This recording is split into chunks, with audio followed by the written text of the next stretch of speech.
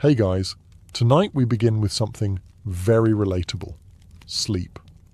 Or, more accurately, how medieval people slept, which turns out to be far weirder than most of us could imagine. So, before you get comfortable, take a moment to like the video and subscribe, but only if you genuinely enjoy what I do here. And let me know in the comments where you're tuning in from and what time it is for you. It's always fascinating to see who's joining us from around the world. Now, dim the lights, maybe turn on a fan for that soft background hum, and let's ease into tonight's journey together. Before electricity, TikTok, and sleep hygiene influences, medieval people approached nighttime with a schedule that would baffle the modern melatonin enthusiast. It was called segmented sleep, a natural two-part sleep cycle, split neatly in half like a stale medieval biscuit. The routine was simple. After sundown, most people turned in early, drifting off into what was known as first sleep. Then, after about 4 hours, they'd wake up, deliberately, and spend the next hour or two doing what can only be described as medieval midnight multitasking. This wasn't considered insomnia. It was just how sleep worked. The watch period between the two sleeps was seen as practical, useful, and occasionally, alarmingly social. People used this time to pray, read religious texts, tend fires, or check their livestock, because nothing ruins your REM cycle, like wondering if your goat is still in the yard. And yes, this was also considered the ideal time for intimacy. Medieval physicians and marriage manuals noted that the body was well rested and calm of mind during this period, which sounds like a polite way of saying too tired to argue. So if you ever thought you were romantic for waking up early to make your partner coffee, just know your ancestors were setting the bar very differently. The second sleep would follow this interlude, lasting until sunrise. Everyone from monks to farmers participated in this nightly rhythm.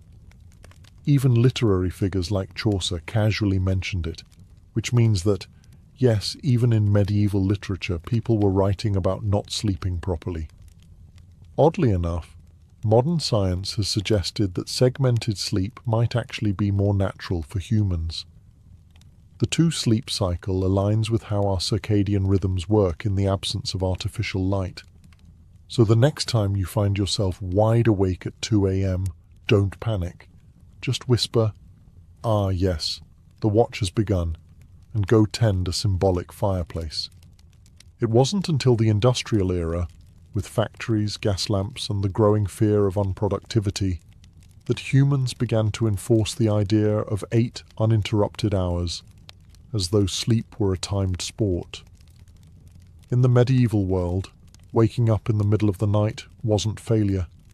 It was the schedule, and everyone was on it, whether they liked it or not. Let's talk about beds, or rather, the medieval approximation of them. In today's world, we obsess over thread counts, memory foam, cooling gels, and whether a mattress is cloud-like. In medieval Europe, a bed was often just a pile of stuff that used to be alive, now flattened under the weight of poor sleep and unspoken regrets. The typical peasant bed consisted of a straw mattress, known as a pallet. This was literally straw or hay stuffed into a sack of rough fabric, if they had the luxury of a sack. If not, it was just straw on the floor, possibly damp, possibly already claimed by a cat. These pallets were not comfortable, but they were better than nothing, which was the alternative. Straw was cheap, plentiful, and good at insulating against the cold. It was also great at harbouring insects, lice, and the occasional field mouse, which made sleeping an exercise in cautious stillness. If it itched, you ignored it. If it bit, you just shifted slightly and hoped for the best. If a family had a bit more money, or at least a functional back, they might elevate the straw mattress onto a wooden frame. This didn't change the sleep experience dramatically, but it did reduce the chances of waking up with beetles in your ear. Slightly. Linens were a rare treat. Most people slept in the clothes they wore all day. Pajamas weren't really a thing, and neither was personal space. Whole families, children, parents, maybe a grandparent, all slept together in the same space, sometimes on the same straw pile. If you got too warm, you could always roll into your cousin's elbow. Nobles, of course, had proper beds. Large wooden frames, feather mattresses, embroidered sheets, and canopies to keep out the drafts and, hopefully, the lice. These beds were so valuable, they were passed down in wills. You didn't inherit land. You inherited Aunt Matilda's suspiciously lumpy featherbed. Still, for most medieval folks, a bed wasn't a place of comfort. It was a place to not freeze, to avoid the chickens, and maybe, just maybe, to dream of being rich enough to one day sleep on something that didn't squawk or rustle. When we hear nightcap today, we think of a cozy little drink, maybe something with whiskey, a warm fire, and a questionable decision.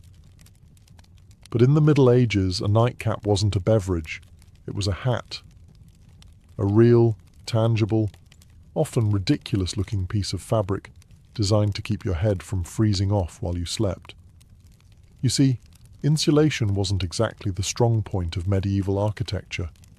Stone walls, drafty thatched roofs, and windows made of thin animal horn or oiled parchment didn't do much against the cold. And central heating? That was called a dog. So to keep their heads warm at night, especially since body heat escapes fastest through the scalp, medieval people adopted the humble nightcap. These hats came in all shapes and sizes, but the most iconic version was long and pointed, like something you'd expect on a wizard who moonlights as a chimney sweep. They were usually made from wool, linen, or whatever scrap of warmth could be spared without angering the family goat. For men, it was a practical accessory. For women, it sometimes doubled as a coif or head wrap, which also served the dual purpose of maintaining modesty and covering hair that hadn't seen soap since last Lent. But beyond warmth, nightcaps had social weight too. In some regions, married women were expected to cover their heads at all times, yes, even while asleep, and the cap itself could be embroidered or dyed to reflect a family's wealth or status. Because nothing says success like going to bed with a mini flag on your skull. In more urban settings, the nightcap even became a symbol of being off-duty. If you opened your door wearing one, it was a polite medieval way of saying, "I'm not dressed for conversation, and yes, this hat does mean go away." Of course, nightcaps were often paired with nightshirts, which were essentially long, loose tunics. Picture Ebenezer Scrooge, minus the haunted moral lesson. Sleepwear wasn't sexy, but it was practical, itchy, and occasionally flammable. Today, the idea of sleeping next to a stranger is generally limited to red-eye flights, overly ambitious camping trips, or the occasional bizarre Airbnb mix-up. But in medieval Europe, this was completely normal, and not at all optional.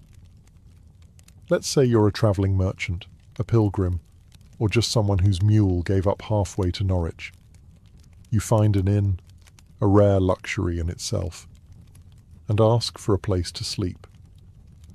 What you get is not a room, or a bed, or even a particularly clean floor. What you get is a spot, in a bed, that's already occupied.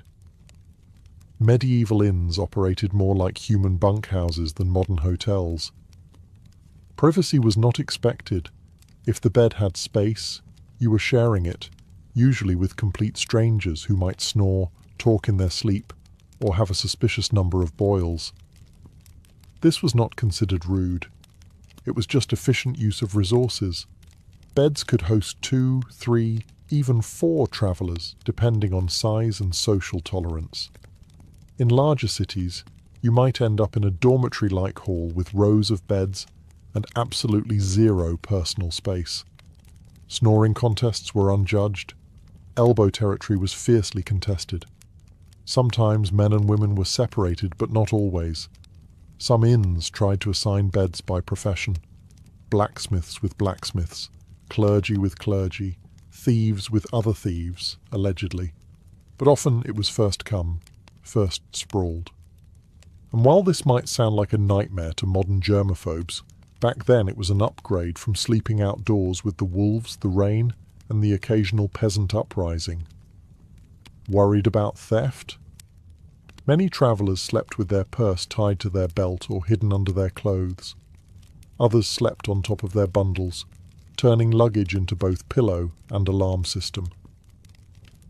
If someone moved your bag, it usually meant you were about to wake up poorer. The rich, of course, did not suffer this fate. Nobles travelled with entourages and camped in relative comfort, or demanded their own rooms if an innkeeper valued their roof. In the medieval world, going to bed wasn't just about pulling up a blanket and drifting off.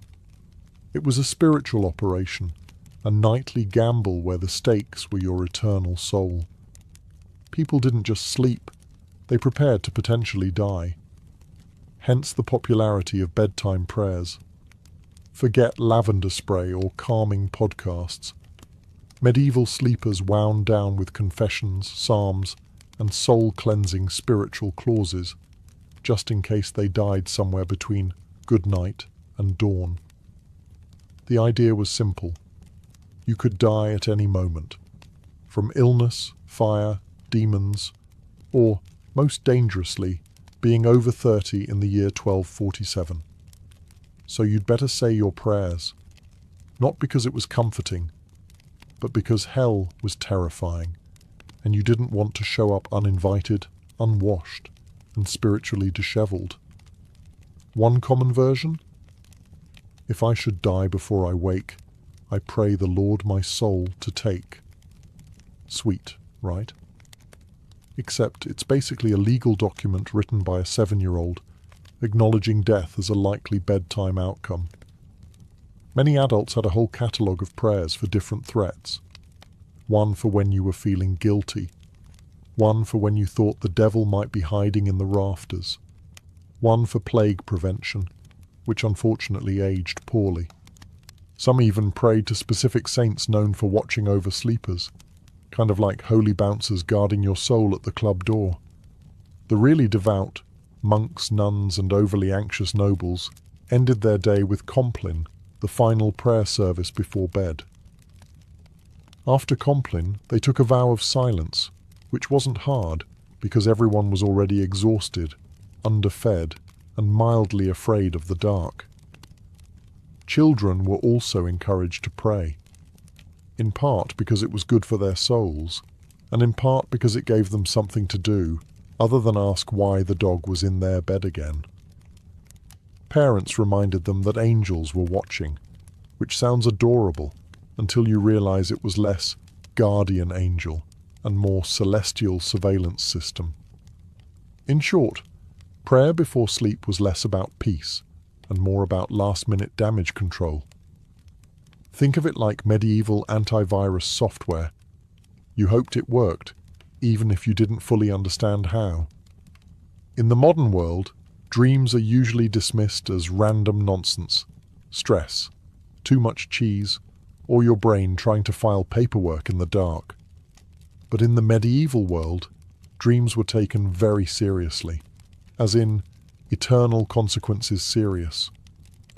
Dreams weren't just dreams, they were considered messages. From God, saints, the devil, your guardian angel, or possibly that weird relic you kissed last Sunday. Some dreams were divine revelations, others were demonic temptations. Either way, you were supposed to pay attention and possibly write it down, or confess it, or fast for 3 days just to be safe. Theologians, monks, and self-proclaimed visionaries spent an alarming amount of time interpreting dreams. Entire texts were dedicated to decoding them. Dreamt of fire? Might be hell. dreamt of water could mean purification or drowning. Dreamt of a man with a goat's head juggling fish? You better call a priest immediately and possibly move. Medieval people believed that what happened in dreams mattered, because your soul was still active while you slept.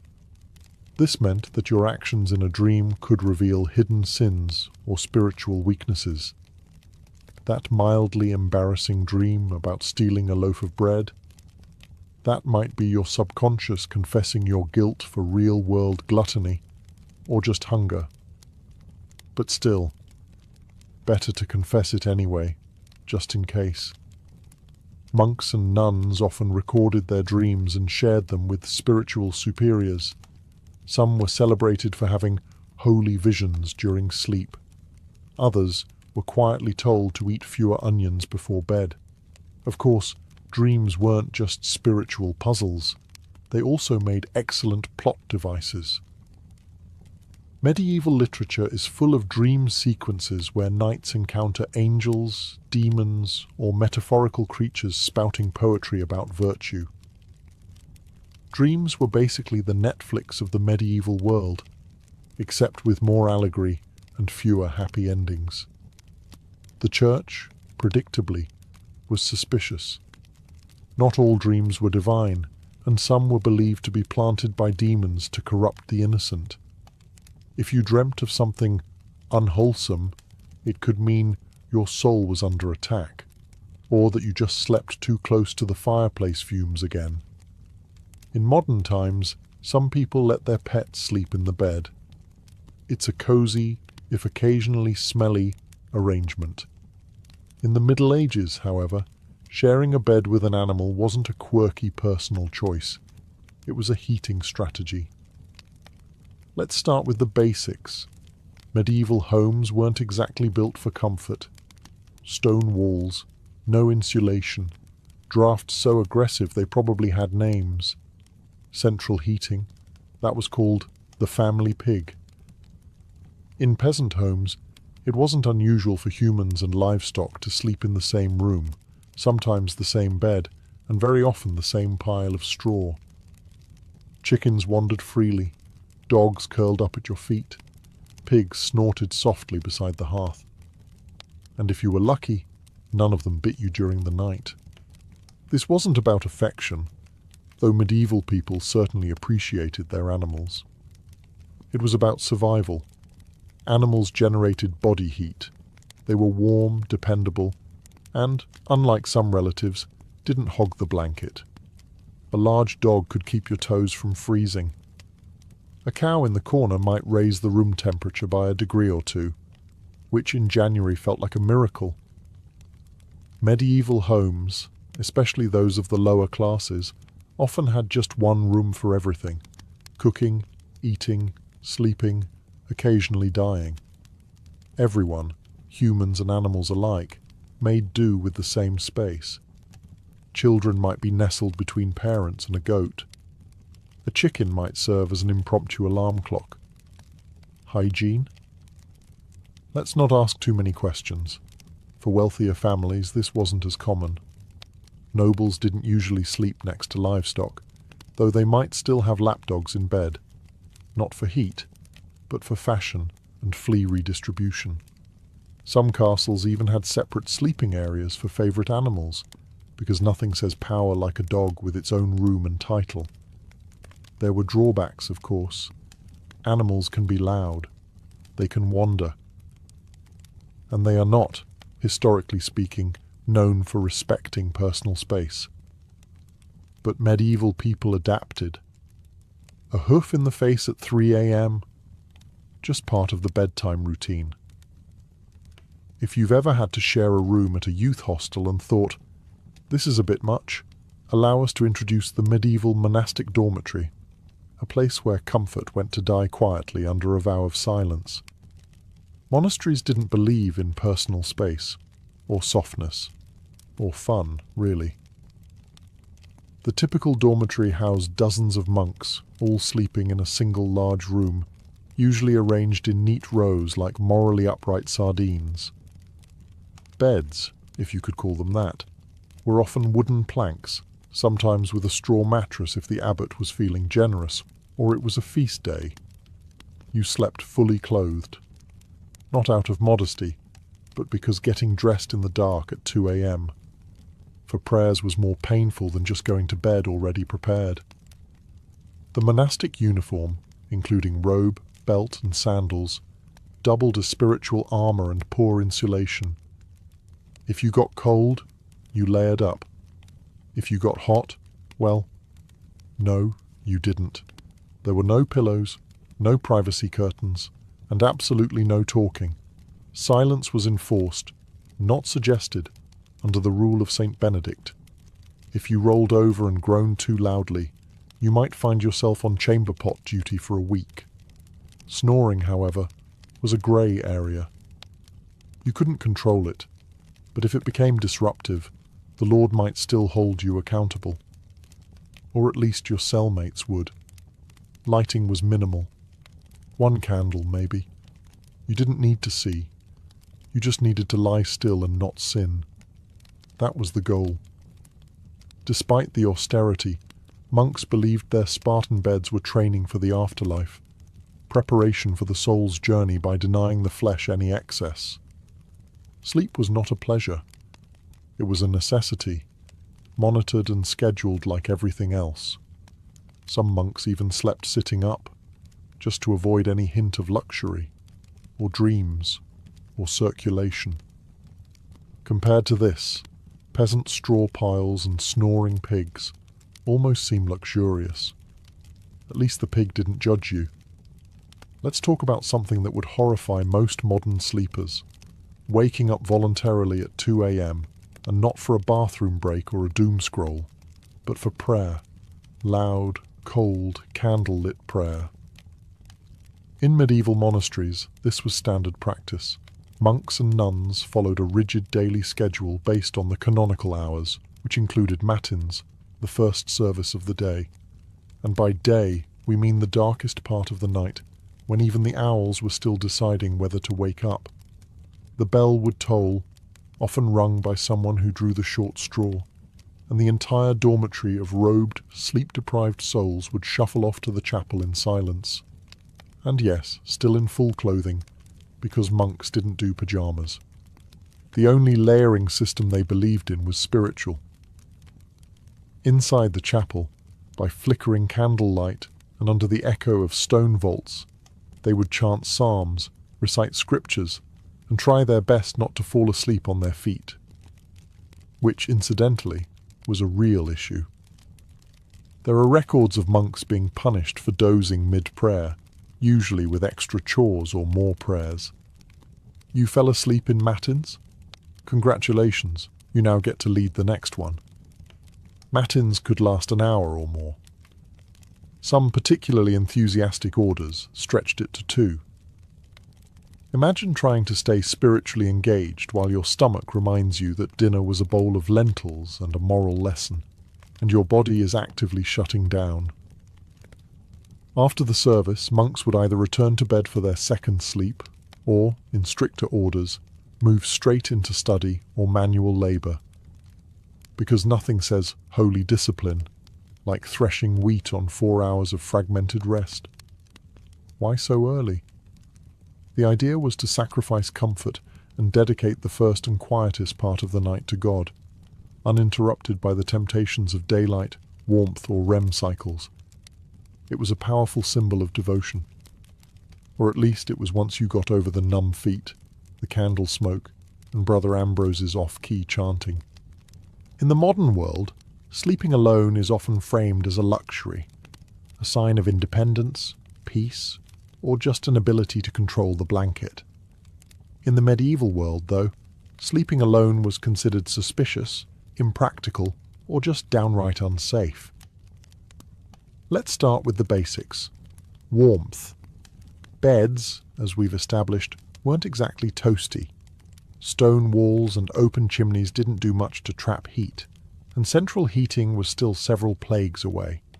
So people shared beds for body heat, not out of intimacy, but out of basic thermal desperation. Children slept with siblings, parents, and sometimes the neighbour's kid if they were visiting. It was like a sleepover, but nobody asked if you wanted to be there. But beyond warmth, there was a spiritual reason for sleeping in groups. Many people believed the night was when the devil worked overtime. Alone in the dark, your soul might be vulnerable to temptation, or worse, possession. Having others nearby created a kind of moral buffer zone. If something went wrong, at least someone would witness it, or catch the demon first. For children, being alone at night was practically unthinkable. Not just for comfort, but because ghosts, fairies, and wandering spirits were all part of the nightly landscape. Tales warned against solitary sleep as a gateway to mischief and spiritual peril. And unlike today's bedtime stories, these tales didn't end in hugs. They ended in disappearances. Even married couples often shared their beds with children, servants, or random guests. Privacy was not a concept so much as a modern myth. In fact, the idea of two people sleeping alone in a giant bed was so foreign that it would have been considered either wasteful or deeply, deeply suspicious. In religious contexts, even monks often slept communally, and if someone was assigned to sleep alone, it was often for disciplinary reasons. Yes, in some cases, being alone in bed was literally a punishment. Medieval logic, solitary sleep, grass opportunity for sin. Group sleep, public accountability. Next time you're curled up in your own bed, with your own blanket, in a room that doesn't smell like goat, enjoy the silence. In medieval times, you'd probably have 2 kids, a sheepdog, and a cousin in there with you, all of them snoring. If you've ever accidentally fallen asleep sitting up, in a lecture, a carriage, or a dentist's waiting room, you probably woke up with a crick in your neck and a deep sense of regret. But in the Middle Ages, sleeping upright wasn't an accident. It was a lifestyle. Some medieval folks, particularly the wealthy or religiously devout, chose to sleep propped up rather than lying flat. Why? A few reasons, none of them particularly restful. First, there was a medical belief that lying flat was bad for digestion, the lungs, or the general balance of the bodily humours. In a world where doctors thought a sneeze could rearrange your soul, this logic made perfect sense. Upright sleeping, they believed, helped avoid congestion of the brain, which sounds ominous, but mostly meant don't drown in your own phlegm. Second, there were spiritual concerns. Lying flat was considered too close to the posture of the dead. You didn't want to confuse God or worse, attract attention from the angel of death by sleeping in the same position used at funerals. Superstitious? Absolutely. But when your local priest doubled as the community's health consultant, you picked your battles carefully. As a result, people often slept partially reclined, supported by large bolsters, pillows, or the wooden headboard equivalent of a medieval lazy boy. Nobles sometimes had their beds rigged with angled supports to maintain a semi-seated posture, perfect for digesting one's evening meat pie or fending off surprise demon attacks. Monks took it a step further. In stricter orders, they might even sleep sitting upright on a bench or leaning against a cold wall with nothing but a hood to muffle the discomfort. It wasn't about health. It was about discipline. If you were too comfortable, you might dream. If you dreamed, you might sin. If you sinned, well, welcome to confession at 5 a.m. Needless to say, this wasn't about quality rest. It was about virtue, discomfort, and mildly confusing theology. Forget haunted dreams or goblins under the bed. For medieval people, the real monsters of the night were already in the sheets, small, persistent, and entirely uninterested in your prayers. We're talking, of course, about fleas, lice, and the medieval bedroom's unofficial mascot, the bedbug. Let's not sugarcoat it. Hygiene wasn't exactly medieval Europe's strong suit. Baths were rare, laundry was expensive, and soap was sometimes made from substances better left unnamed. Add that to straw-filled mattresses, shared bedding, and the occasional live chicken underfoot, and you've got the perfect environment for an all-you-can-eat pest buffet. Fleas and lice were so common they were practically roommates. Peasants dealt with them daily. Nobles, despite their satin sheets and feather beds, were not exempt. In fact, some richer households had dedicated nitpickers, actual servants tasked with removing lice from their employers' hair and clothing. Imagine that as your job title: Master of the Royal Scalp. Bedbugs, meanwhile, were the silent assassins of medieval sleep. They hid in wooden bed frames, mattress seams, and even the cracks in stone walls, emerging at night to feast like tiny vampires. If you ever wondered why medieval people wore nightcaps and slept fully clothed, it wasn't always about warmth. Sometimes it was pest defense armor. Solutions ranged from mildly effective to impressively deranged. Some households burned strong-smelling herbs like wormwood or tansy to repel bugs. Others slept with garlic, onions, or even ashes in the bed, which may have done little for the pests, but certainly kept romance to a minimum. It wasn't just physical discomfort either.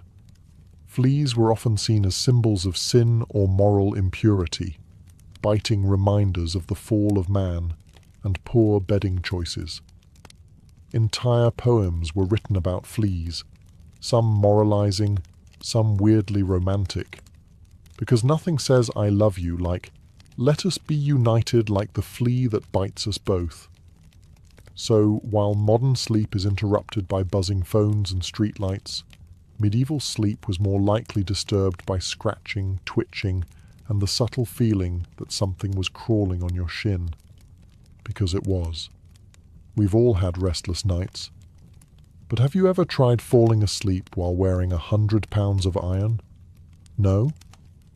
Well, in the Middle Ages some people did exactly that, because apparently nothing says "sweet dreams" like being prepared to joust in your sleep. Now, to be clear, most people, even knights, didn't regularly sleep in full armor. It was hot, heavy, and loud. Trying to roll over in a suit of chainmail is a bit like trying to nap inside a bag of cutlery. But during wartime or in hostile territory, sleeping partially armored was considered the safer choice. Comfort? Optional. Survival? Highly recommended. A knight on campaign might remove only his helmet and gauntlets, keeping his mail shirt or breastplate on, just in case enemies decided to stage a midnight surprise party. There's nothing quite like waking up to the sound of hooves and having to suit up while still half dreaming about turnips. In castles under siege, men-at-arms might even sleep with swords or axes at their side, like some very aggressive bedtime security blankets. Shields doubled as pillows, and if the enemy breached the walls, well, at least you wouldn't have to get dressed. Priorities. Of course, sleeping in armor wasn't exactly restorative. Iron isn't breathable, and chainmail has a bad habit of pinching skin. Add cold stone floors, minimal bedding, and the ambient sounds of snoring comrades and crackling torches, and you've got a sleep environment that ranks somewhere below airport terminal on the comfort scale. Even those not in battle sometimes wore light protective gear while sleeping in dangerous regions. Travelling merchants or guards on watch duty might nap in gambesons, thick quilted jackets that offered a bit of protection and slightly more padding than the moral support of prayer alone. And lest we forget, armour wasn't exactly subtle. If you rolled over the wrong way, you might clank so loudly that everyone else woke up and assumed the apocalypse had arrived. Again, in a time when nightly demons, lice infestations, and pigs in your bed weren't considered unusual, you might think that sleepwalking was just one more medieval inconvenience. But oh no, it was much more dramatic than that. In the Middle Ages, if you started wandering around in your sleep, people didn't chalk it up to stress or exhaustion. They assumed you were possessed, bewitched, or had unfinished business with the Holy Roman Empire. Sleepwalking, or noctambulation if you wanted to impress the local monk, was poorly understood and often feared. The idea that someone could rise from their straw pallet, shuffle across the room, and stare blankly at a wall was less harmless parasomnia and more devil's rehearsal dinner. Accounts from the time suggest that people were genuinely spooked by sleepwalkers. Picture this: a man in a long nightshirt, candle in hand, eyes glazed, mumbling Latin that he didn't actually speak while stepping over livestock. You'd think ghost or heretic or both. And depending on your local priest, an exorcism might be scheduled before breakfast. Some believed sleepwalking was caused by bad humours, especially too much black bile, which was the medieval catch-all for anything they couldn't explain. Others thought it happened because the soul was temporarily released during sleep, leaving the body free to bumble around like an unattended mule. To prevent these nightly adventures, people tried everything from herbal remedies to praying over their beds, hanging iron charms, or, in more rural areas, just tying the person's leg to a chair. If that sounds extreme, consider that some medieval homes had open hearths, knives everywhere, and chamber pots just waiting to be tragically overturned. In one curious twist, there were rumours of people climbing onto rooftops in their sleep. Whether or not these accounts were exaggerated, the fear of leaping dreamers led to barred windows and occasional theological debates about whether a person could sin while unconscious. Thankfully, most sleepwalkers just paced, muttered, or attempted to open imaginary doors. But if someone sleepwalked into a church, locals might treat it as a divine sign, or call for a cleansing ritual, just to cover all spiritual bases. If medieval life taught people anything, it was how to sleep through chaos. Church bells, thunderstorms, screaming livestock, the occasional siege. For the sleep-deprived denizens of the Middle Ages, these were just ambient noises, the medieval version of white noise. Let's start with the bells. Church bells marked every sacred moment of the day: sunrise, prayer times, meals, and of course the ungodly hour of matins at 2 or 3 a.m. If you lived anywhere near a monastery, your dreams were probably soundtracked by regular tolling. At some point, the brain just accepted it. Bells became the lullaby of an overscheduled soul. And it wasn't just bells. Storms were frequent and terrifying. With no weather apps or triple-glazed windows, you experienced every clap of thunder like the world might end. Roofs leaked, windows rattled, and chimneys howled like banshees. Still, people slept. They had to. Work didn't stop for insomnia. Neither did ploughing, praying, or running from Vikings. Speaking of which, invasions and apocalyptic events weren't always a deal-breaker for bedtime either. In the 14th century, people continued to sleep, somehow, through famine, war, and even the Black Death. When death carts rolled by in the morning, it was considered more of a grim wake-up call than a cause for panic. And if you didn't wake up, well, some believed that was a mercy. There are even records of people sleeping through earthquakes, barn fires, and angry mobs. Sleep deprivation was common, and bodies adjusted. If you worked from sunup to sundown, ate barely enough to survive, and spent your day dodging mud, taxes, and spiritual damnation, you were going to fall asleep, hard. And then there were those who used sleep as a kind of escape hatch. Faced with illness, grief, or fear of the world literally ending, which was forecast roughly every century, some people just curled up under a cloak, mumbled a prayer, and took a nap. There's a strange kind of wisdom in that. In the winter of 1692, the village of Salem, Massachusetts, was cloaked in more than just snow. It was cloaked in tension, suspicion, and a quiet kind of fear that seeped into the timber-framed homes and frozen fields. The people of Salem were Puritans, strict, devout, and deeply superstitious. They believed they were building a holy community in the wilderness, a city on a hill watched by God and stalked by Satan. Life was already hard. The village had recently split from Salem town over politics and religion. Crops had failed. Smallpox had ravaged nearby communities. Wars with native tribes had left many traumatized. There was friction between neighbors, inheritance disputes, and a deep resentment toward outsiders or anyone who didn't quite fit in. Add to this the long, dark, bitter New England winter, and something was bound to break. That break came in the home of Reverend Samuel Parris, the village's minister. His 9-year-old daughter Betty and 11-year-old niece Abigail Williams began to behave strangely. They screamed uncontrollably. They threw things. They contorted their bodies in unnatural ways. At times, they fell silent for hours, eyes wide with terror. Neighbors whispered that they were cursed. The girls claimed they were being pinched and bitten by invisible forces. Reverend Parris, unsure of what to do, called in a local doctor, William Griggs. After failing to find any physical cause, Griggs delivered the diagnosis that would plunge the village into chaos. Witchcraft. That single word set fire to the fears already simmering in Salem. In a place where witches were believed to be real, dangerous servants of the devil, the idea was not far-fetched.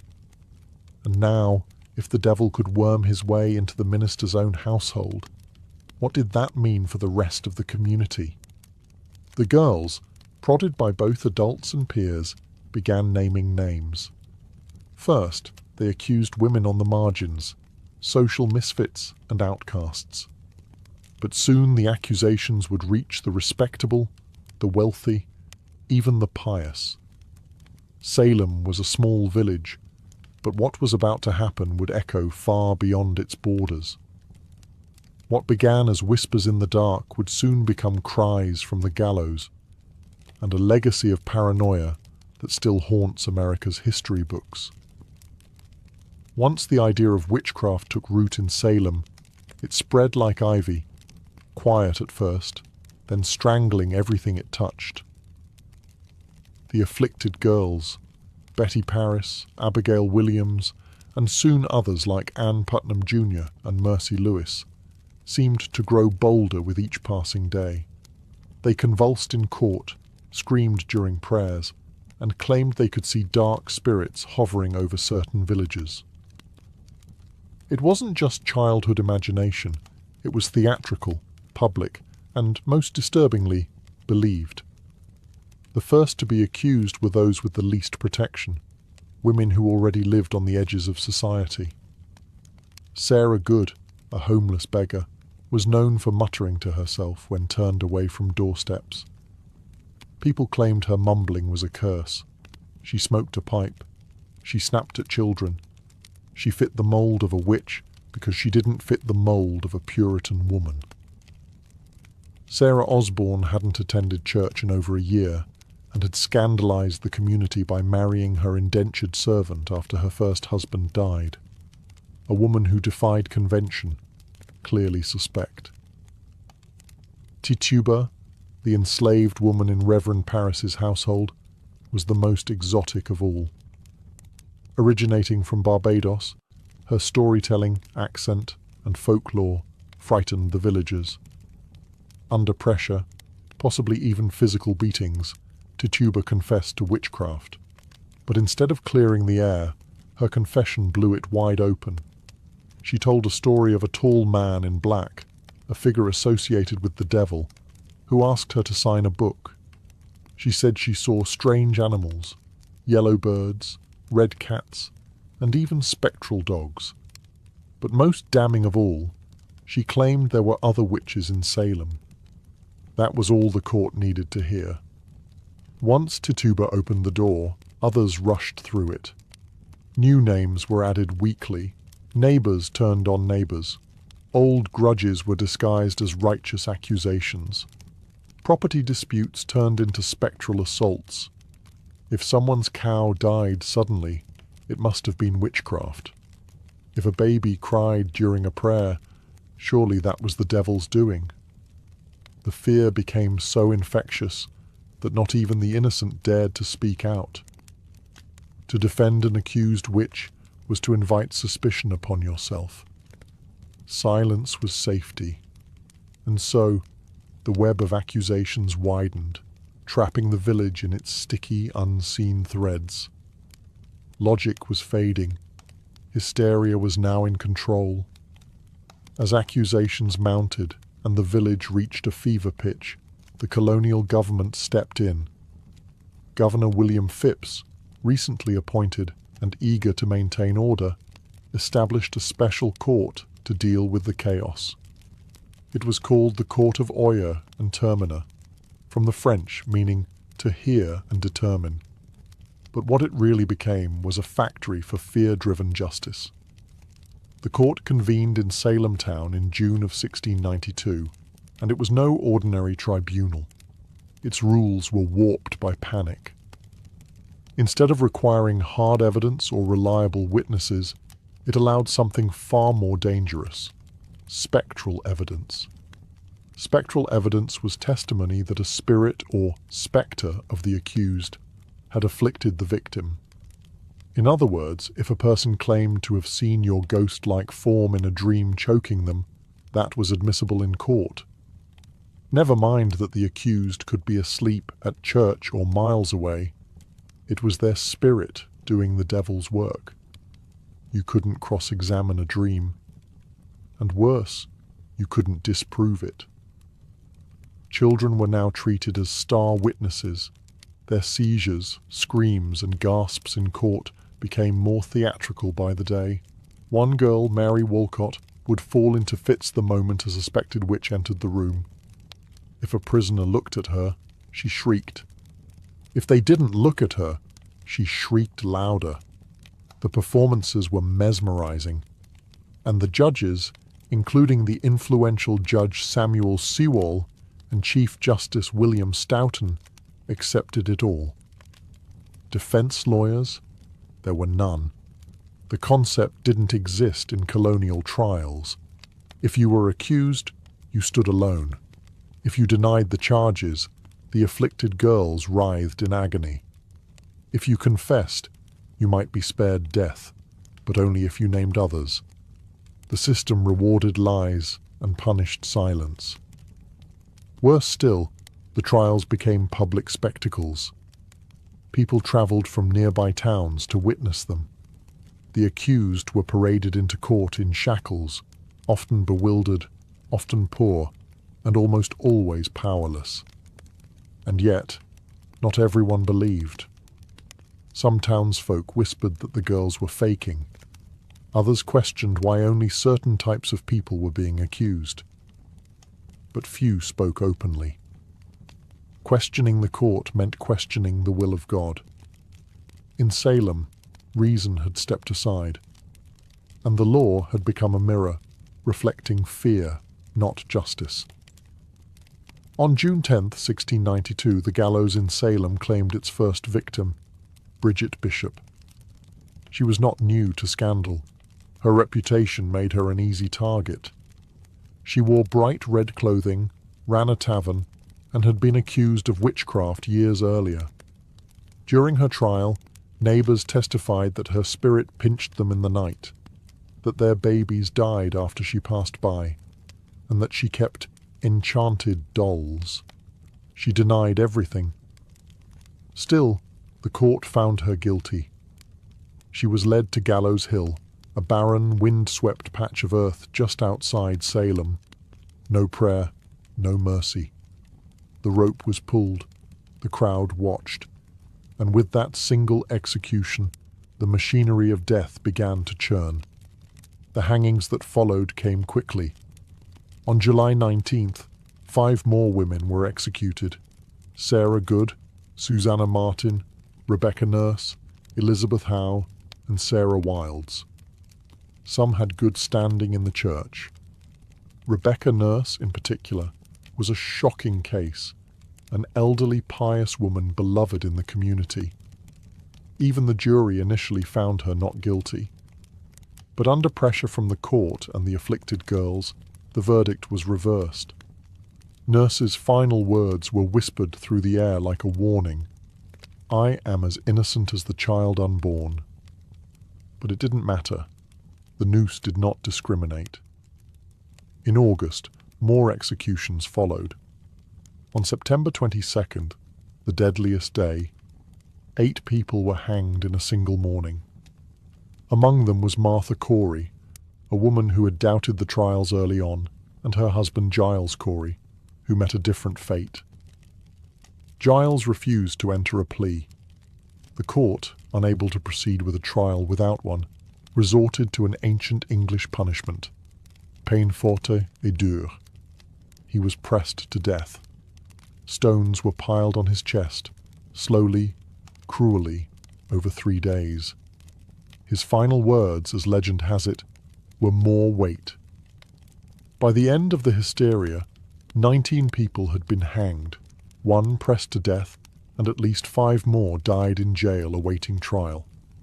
Dozens confessed falsely to save their lives. Over 200 people were accused. The gallows cast long shadows over Salem, not just on the hill, but in every heart. Fear had become law, and justice, blindfolded, had been led to the scaffold. While the executions claimed the spotlight, hundreds of others sat in cramped, foul-smelling jails, waiting for a verdict or a miracle. Salem's small jail couldn't contain them all. Accused witches were held in neighboring towns like Ipswich and Boston, chained to walls, starving, freezing, and forgotten. Most of the accused weren't witches, or even outcasts. They were neighbors, friends, parents, children, people whose only crime was having a quarrel with the wrong person or owning land someone else wanted. In many cases, personal grudges disguised as divine justice drove the accusations. A pig wandered into a neighbor's yard and died. Must be witchcraft. Someone refused to help with firewood. Clearly they'd cursed the axe. Mary Easty, sister of the executed Rebecca Nurse, was one such case. She was a respected mother of 7, known for her piety. Initially released by the court, she was rearrested days later after new fits from the afflicted girls. Her second arrest sealed her fate. In a final petition to the judges, Mary begged them not for her own life, but that they put a stop to these proceedings before more innocent blood is shed. She was hanged soon after. Another notable case was Dorothy Good, the 4-year-old daughter of Sarah Good. After her mother's arrest, Dorothy was interrogated and, under pressure, confessed to being a witch. Her answers, gibberish and fear, were taken as truth. She was imprisoned for 8 months in chains. When finally released, she was mentally broken, never recovering from the trauma. Pregnant women were not spared. Elizabeth Proctor, whose husband John Proctor would later hang, was found guilty and sentenced to die. But because she was pregnant, her execution was delayed. It likely saved her life. She gave birth in jail and was eventually released after the trials ended. Accusations snowballed.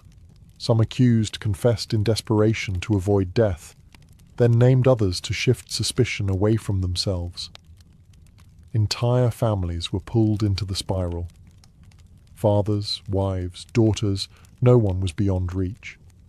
Meanwhile, the jails swelled beyond capacity. Food was scarce, disease spread. Some died awaiting trial, lost in the legal limbo of paranoia. And still, new names were added each week.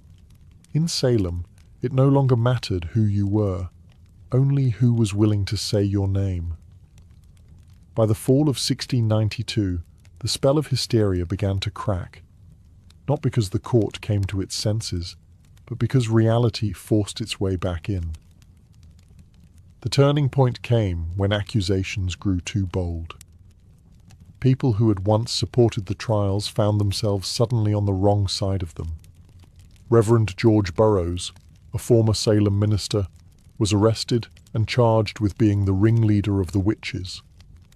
He was well-educated, well-spoken, and had previously clashed with influential families in the village.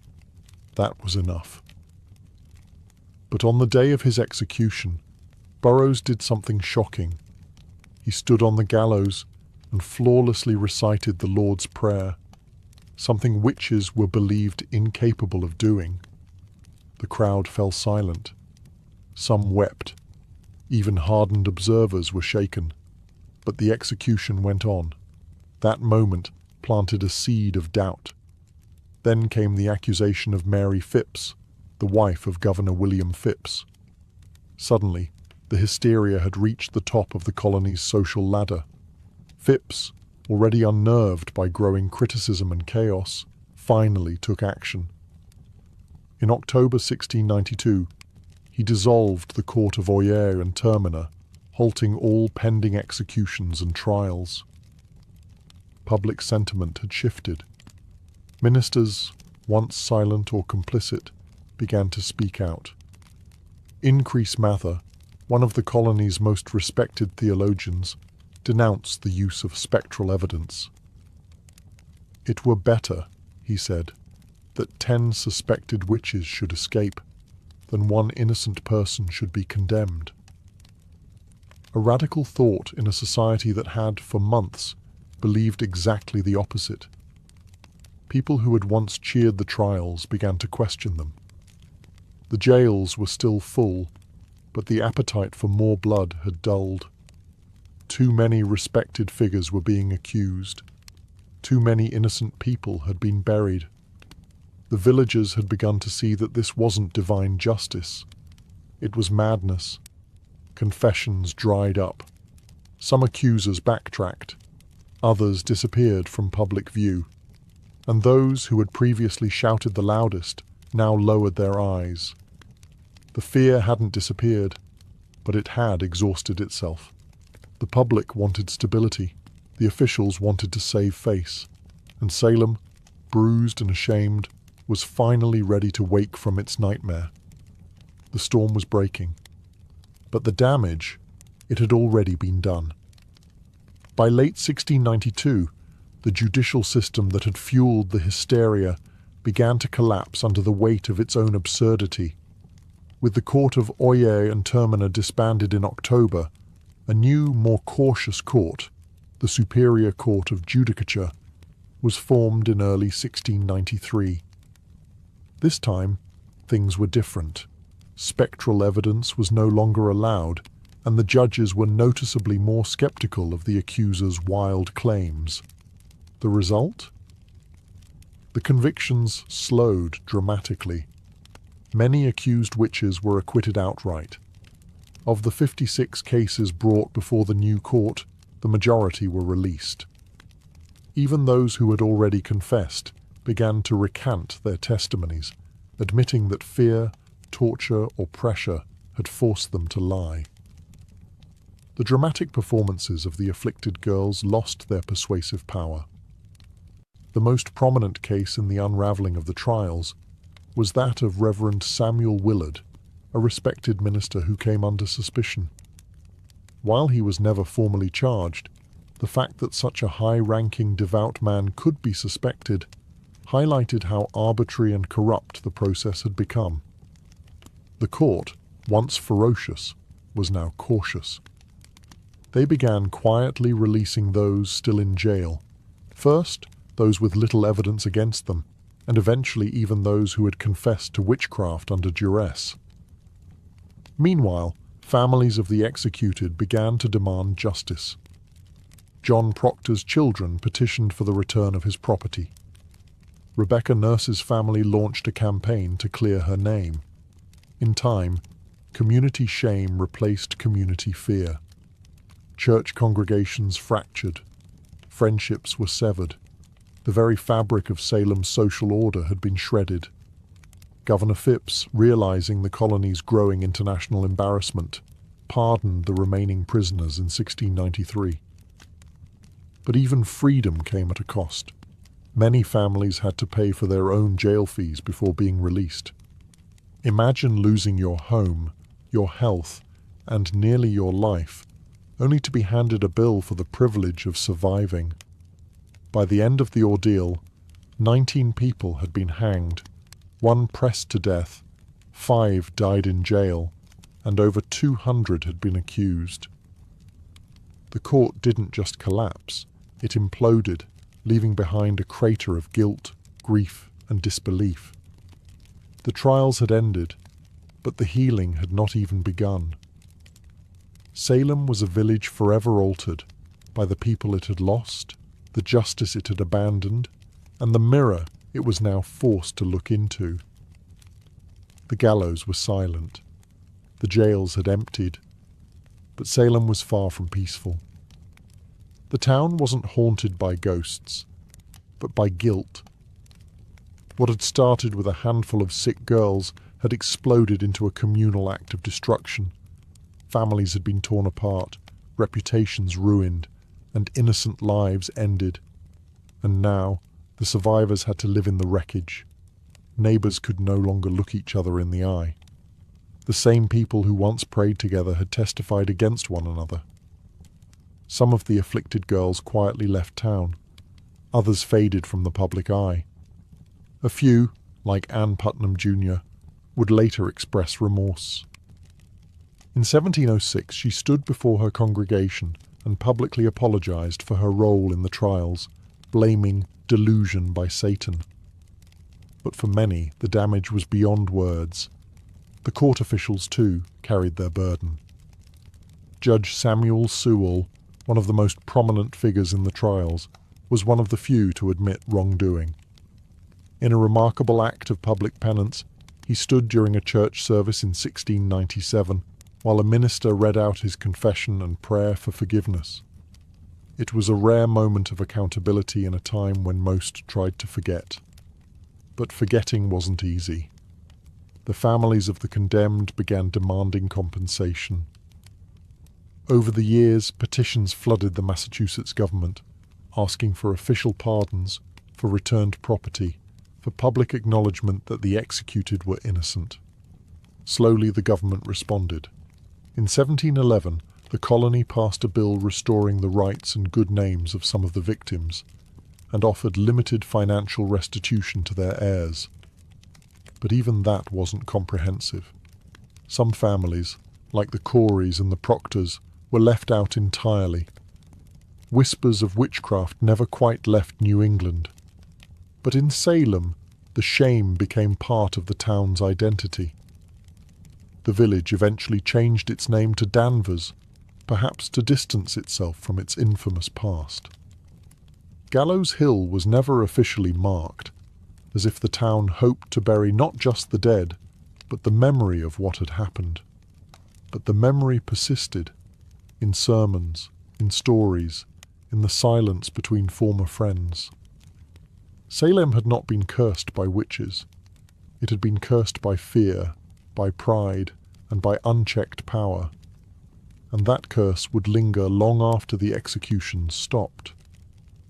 The Salem witch trials ended more than 3 centuries ago, but their legacy continues to echo, not just in textbooks and historical tours, but in how we understand justice, fear, and the fragility of truth.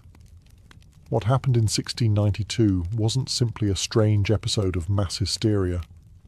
It was a breakdown of logic, compassion, and legal integrity in the face of panic. Ordinary people, farmers, midwives, ministers, became executioners, simply by believing too easily and questioning too little. The courts, meant to protect the innocent, became tools of oppression. Religion was weaponized. Testimony became theatre. and silence became guilt. One of the most chilling aspects of Salem's tragedy is how quickly it unfolded. In a matter of months, fear overcame fact. Old grudges disguised as spiritual warfare became death sentences. It didn't take demons or devils, it only took belief in them. But the trials also taught hard-earned lessons that would ripple through American society. In the years and centuries that followed, the Salem episode would be cited repeatedly in debates about due process and civil liberties. The US Constitution, written nearly a century later, would explicitly prohibit things like ex post facto laws and bills of attainder, measures that had, in effect, doomed the accused in Salem. The guarantee of a right to legal counsel, the right to face your accusers, and the requirement for concrete evidence were hard-won principles forged, in part, from the ashes of Gallows Hill. In modern times, the phrase witch hunt has become shorthand for political persecution or moral panic, though it's often used with little regard for the real terror those words represent. In truth, Salem was not a metaphor. It was a town where people were hanged for imaginary crimes, betrayed by the very systems designed to protect them. Perhaps the most lasting lesson is this: fear unchecked can become its own form of tyranny. And when fear is legitimized by power, by courts, by churches, by governments, it becomes almost unstoppable. The Salem witch trials are a cautionary tale, not just of one village's descent into madness, but of how easily reason can fall when fear is given authority. The gallows may be gone, the courtroom's quiet, but the warning still stands. Truth is fragile, justice is not automatic, and history has a habit of repeating itself, unless we remember. Fulvia was born around 83 BCE into the elite yet slightly eccentric Fulvi family, an old plebeian house that had long since clawed its way into the upper echelons of Roman politics. Though not one of the oldest patrician clans, the Fulvi had produced consuls, generals, and orators. Their bloodline carried both ambition and a taste for disruption. Fulvia's father, Marcus Fulvius Bambalio, was known more for his bumbling speech than his political legacy. His nickname, Bambalio, literally referred to his stammer. But Fulvia, she was no stammerer. She was born to command. From a young age, Fulvia would have been surrounded by the sharp-edged world of Roman power. Senators and generals debated policy in her home. Elections and treachery were daily news. She would have seen how politics wasn't just played in the forum, but in marriages, funerals, rumors, and backroom deals. Women in elite Roman households were expected to be quiet partners, refined, educated, and obedient. Fulvia would break all of those expectations. She was wealthy, highly educated, and connected, and she knew it. While her early life remains hazy in the historical record, her later actions suggest a young woman who was observant, politically literate, and utterly unafraid. This wasn't someone who faded into the background. She had a strong personality, a sharp political mind, and a will to act even in the male-dominated space of Roman governance. This was also a period of unprecedented instability. The Republic was unraveling. Civil wars, populist revolts, and power struggles between generals like Sulla, Pompey, and Caesar were turning Rome into a pressure cooker. The old rules were collapsing, and Fulvia came of age right in the middle of it. Rather than recoil from chaos, Fulvia would learn to use it. Her early life didn't produce the kind of modest matron Rome idealized. It produced a woman who saw politics not as a man's world to be feared, but as a battlefield to be mastered. She would go on to marry 3 powerful men, each one a radical player in Roman history. But Fulvia wouldn't just marry power. She would command armies, lead revolts, and become the first Roman woman to appear on coinage, not as a goddess, but as herself. Rome wasn't ready for Fulvia, but she was ready for Rome. Fulvia's first marriage was to Publius Clodius Pulcher, and it was anything but conventional. Clodius was no ordinary Roman noble. He was a populist agitator, a political arsonist with a flair for chaos, scandal, and street-level power. To many of the Roman elite, he was dangerous. To the masses, he was a hero. And to Fulvia, he was a strategic opportunity. Their marriage, sometime in the early 50s BCE, united Fulvia with the man who had turned the Roman Republic into his personal stage. Clodius was infamous for his theatrical defiance of tradition. He had once disguised himself as a woman to infiltrate a sacred female-only religious ceremony in Caesar's home, scandalous behavior that only seemed to raise his popularity. He later renounced his patrician status to run for the tribunate of the plebs, an office that gave him veto power over the Senate. Clodius understood Rome's street politics better than most, and Fulvia, far from being a passive consort, was right there beside him. She wasn't a silent partner. Roman sources suggest that Fulvia actively participated in her husband's political world. She engaged with his supporters, was visible during his campaigns, and managed their household as a hub for Clodian politics. Together, they represented a new kind of Roman power couple. Bold, populist, and unapologetically aggressive. But the alliance came at a cost. In 52 BCE, Clodius was murdered on the Appian Way by the bodyguards of his political rival, Titus Annius Milo. His death sent shockwaves through Rome. But Fulvia was not about to mourn quietly. She staged a political funeral that historians still talk about today. She paraded Clodius's mutilated body through the Roman Forum, bloodied wounds exposed for maximum effect. The public was horrified and enraged. Riots erupted. The Senate House was burned to the ground. Fulvia had turned personal grief into public uprising. This was her first major political act, and it worked. Her ability to manipulate public emotion, use spectacle as strategy, and wield her husband's legacy as a weapon made her a new kind of player in Roman politics. Clodius was gone, but Fulvia had stepped out of the shadow, and Rome would never see her the same way again. Fulvia didn't linger in mourning. In Rome, political capital had a short shelf life, and she understood that better than anyone. Shortly after the violent death of Clodius Pulcher, she entered into a second marriage, this time to Gaius Scribonius Curio, a rising political star and one of Julius Caesar's most passionate supporters. On the surface, Curio seemed an unlikely match. He had a flamboyant reputation and a taste for drama, but beneath the bravado was a sharp political operator. As tribune of the plebs in 50 BCE, Curio wielded enormous influence during one of Rome's most volatile periods. The Republic teetered between war and peace, between Caesar's ambitions and the Senate's resistance. Fulvia saw in Curio not just a husband, but a bridge to the next power block. This was no romantic rebound. It was a calculated alliance.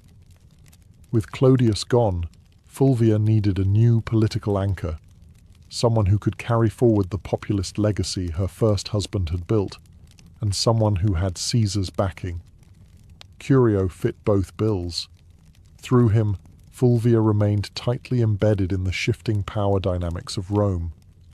She didn't just marry into the movement, she helped shape it. Fulvia ensured Clodius's supporters stayed active, rebranding their cause under Curio's leadership and keeping the urban masses politically engaged. But the Roman world was collapsing fast. Tensions between Caesar and Pompey exploded into civil war. Curio threw himself into the fight, taking Caesar's side. Fulvia, as always, remained politically involved. She reportedly helped organize support and manage resources for her husband's campaign. In 49 BCE, Curio led a military expedition to Africa to secure Caesar's position, but it was a disaster. He was ambushed and killed by the forces of King Juba the Ines of Numidia. His death was brutal, and his army annihilated. Once again, Fulvia was widowed, and once again, Rome waited to see if she would fade into the background. She didn't. Curio's death only solidified her status as a political widow with dangerous resilience. She had now lost 2 husbands to Rome's civil unrest, and both had died fighting for populist causes. But Fulvia was far from finished. Her most audacious partnership, and her most dramatic chapter, was still to come. Fulvia's third and most famous marriage was to Mark Antony, the ambitious general and loyal ally of Julius Caesar. Their union, forged sometime around 47 BCE, wasn't merely a romantic attachment, it was a merger of power. Fulvia had already proven herself as a master of Roman street politics. Antony, rising rapidly through the military and political ranks, needed that kind of savvy support in Rome. Together, they formed one of the most politically potent couples of the late Republic. By the time of their marriage, Fulvia was no stranger to blood and betrayal. She had buried 2 husbands and outmaneuvered countless enemies. Antony was no stranger to scandal either.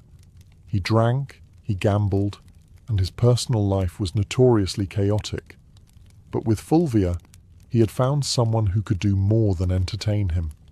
She could defend his interests, hold his alliances together, and rally supporters when he was away on campaign. And Antony, despite his brash exterior, understood her value. He allowed Fulvia to exercise authority that no Roman woman had publicly wielded before. She opened his correspondence. She issued orders in his absence. She sat in on meetings and influenced appointments. Roman sources, mostly hostile, depicted her as overbearing and power-hungry. But what disturbed them most wasn't her ambition. It was that she acted like a Roman man in a world that had no language for such a woman. After Caesar's assassination in 44 BCE, the Republic was plunged into chaos once more. Antony rushed to secure his position as Caesar's political heir, but it was Fulvia who held Rome itself. While Antony formed the second triumvirate with Octavian and Lepidus, Fulvia acted as his representative in the capital, managing patronage networks, coordinating with street gangs, and ensuring Antony's supporters remained mobilized. She even helped arrange Antony's official reconciliation with Octavian by marrying her daughter, Clodia, to him, an alliance that would later implode. In public, Fulvia appeared not just as Antony's wife, but as his proxy. Roman coins were minted, bearing both Antony's image and her name, an unprecedented acknowledgement of her status. She wasn't hidden in the shadows of power. She stood in its full glare. But power in Rome was always borrowed, and Fulvia was about to test the limits of how far a woman could go before Rome snapped back. While Mark Antony pursued military campaigns and political deals across the Roman world, it was Fulvia who controlled the streets of Rome. She wasn't just his wife, she was his regent in all but name. In a period where violence, bribery, and raw influence kept order, Fulvia proved she could play the game as well as, if not better than, any man in the Senate. Rome, in the aftermath of Caesar's assassination, was a battlefield without swords. Power had become a moving target. Fulvia understood this, and she anchored Antony's authority in the capital by becoming his political substitute. She directed allies, dealt with the urban plebs, negotiated with factions, and, most daringly, waged war with words and silver. She financed loyal troops, offered bribes to keep public order, and ensured that any legislation passed favoured Antony's future. Some ancient sources, especially hostile ones like Appian and Dio Cassius, paint Fulvia as manipulative, shrewish, and even warmongering. But beneath the misogynistic exaggeration lies a woman actively doing politics, in a world that had no protocol for a woman doing anything beyond weaving and mourning. Fulvia was building coalitions, backing military commanders, and even issuing decrees, functions normally reserved for senators and consuls. She also made public appearances and maintained strong relationships with veteran soldiers, a politically vital demographic in the power struggles of the late Republic. While Antony was campaigning in the East, Fulvia was often the face of his authority in Italy, meeting with centurions, influencing decisions about land distribution, and reminding the soldiers that their loyalty to Antony came with rewards. But this accumulation of power came at a cost. Roman aristocrats, particularly the faction aligned with Octavian, Caesar's heir and Antony's increasingly bitter rival, resented Fulvia's influence. They viewed her as a meddling woman with too much sway over legions, laws, and loyalties. Her ability to act without male guardianship was not just threatening, it was unprecedented. Fulvia wasn't naive. She knew the tension between Antony and Octavian was growing. She could see that their alliance was cracking. And she understood something that neither man seemed to fully grasp yet. The Republic wasn't big enough for both of them. So Fulvia began preparing for the next phase. Not diplomacy, but confrontation. She had stood behind power long enough. Now she was ready to take it into her own hands. In 41 BCE, Fulvia did the unthinkable. She went to war against Octavian, the future Augustus, and she didn't do it quietly. With her husband Mark Antony still stationed in the east, Fulvia and Lucius Antonius, Antony's younger brother and a consul, took it upon themselves to challenge Octavian's authority in Italy. The cause? Ostensibly, it was to defend Antony's interests and protect the land rights of Roman veterans loyal to him. But underneath it all, Fulvia's fingerprints were everywhere. This was not just politics. This was a military rebellion led by a Roman woman, the first and only time in Roman history that a woman would actively provoke and organize a civil war. The conflict, known as the Perusine War, was triggered by Octavian's controversial land redistribution program, which displaced many Italians to reward his soldiers. Fulvia seized on the growing discontent, portraying Octavian as a tyrant and traitor to Caesar's legacy. With Lucius acting as her frontman in the Senate and Fulvia organizing behind the scenes, they raised 8 legions and seized the city of Perugia, modern-day Perugia. Make no mistake, this was Fulvia's war. Ancient sources suggest she was more invested in the conflict than Lucius himself. She rallied troops, stirred the public, and even corresponded with generals. Rome buzzed with rumors of her commanding legions, issuing orders, and forcing Lucius into confrontations he didn't want. Octavian, though surprised, acted quickly.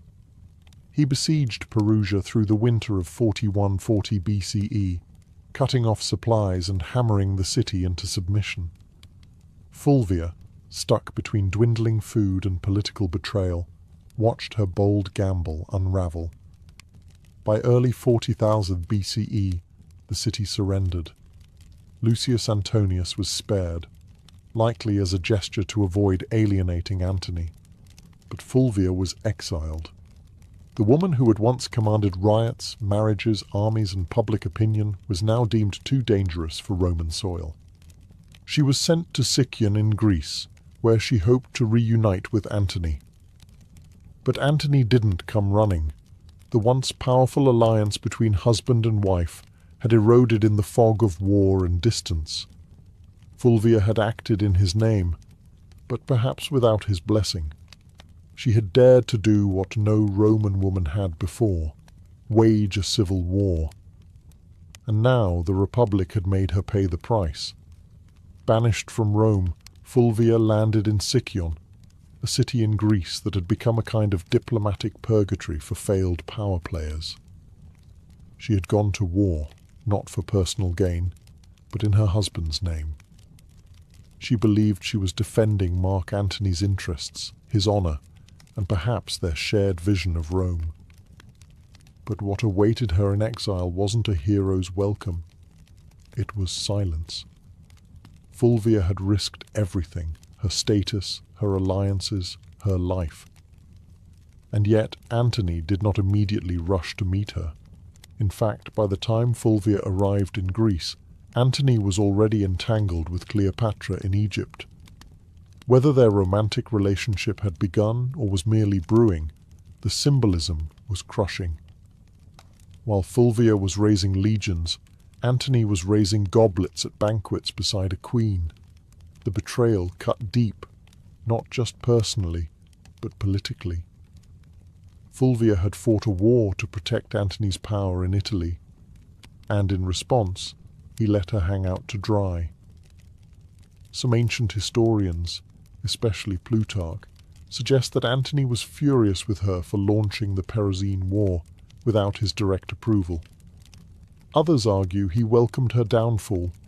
It cleared the way for a marriage alliance with Octavian, something Fulvia would have never tolerated.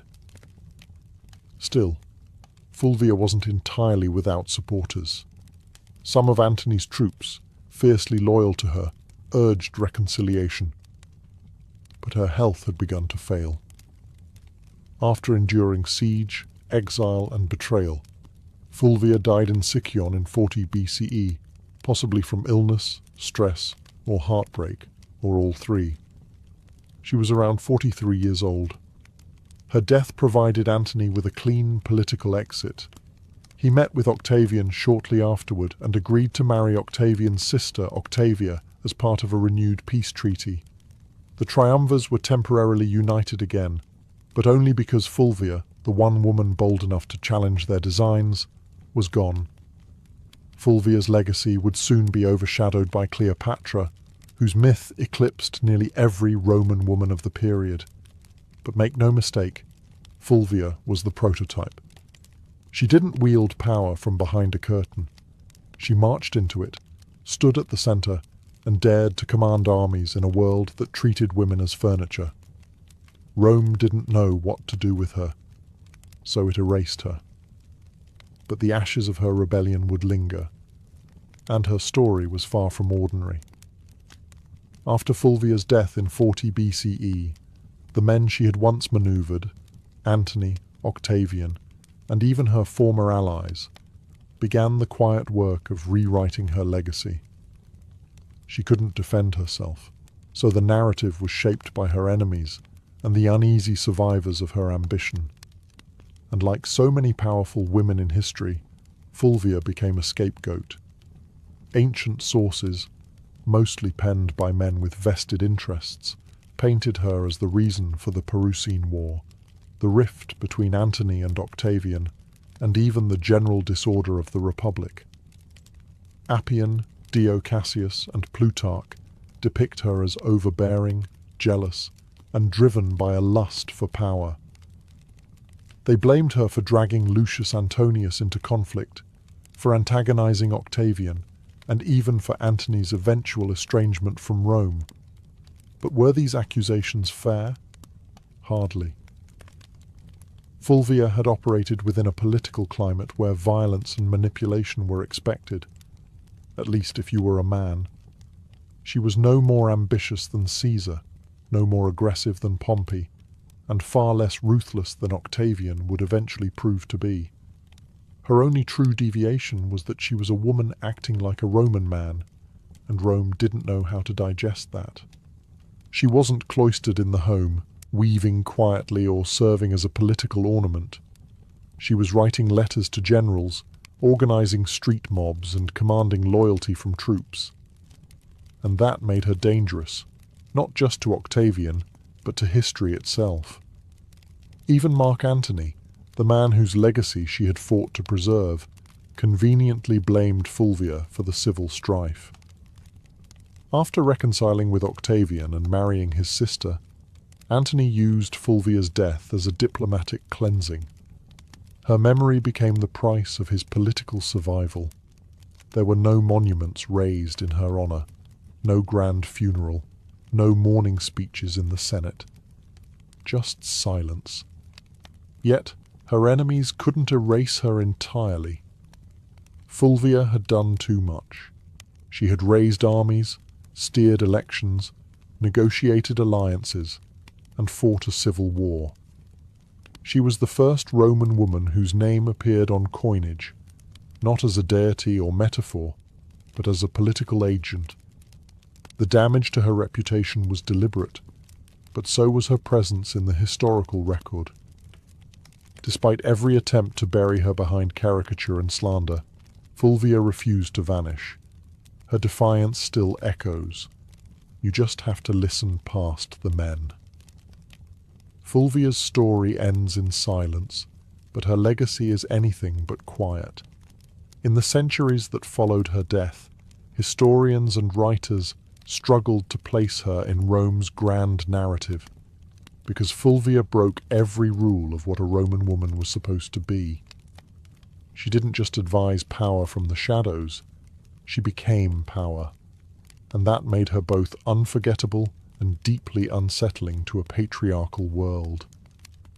In a society where women were expected to influence through whisper and marriage, Fulvia shouted through policy, war, and political theatre. She was not a consort, she was a commander. And yet, she was remembered more for her defiance than her accomplishments. Roman historians couldn't handle a woman who didn't stay in her place, so they rewrote her as shrill, power-hungry, and disruptive. But read between the lines, and a different figure emerges. Fulvia was the first Roman woman to mint coins with her name.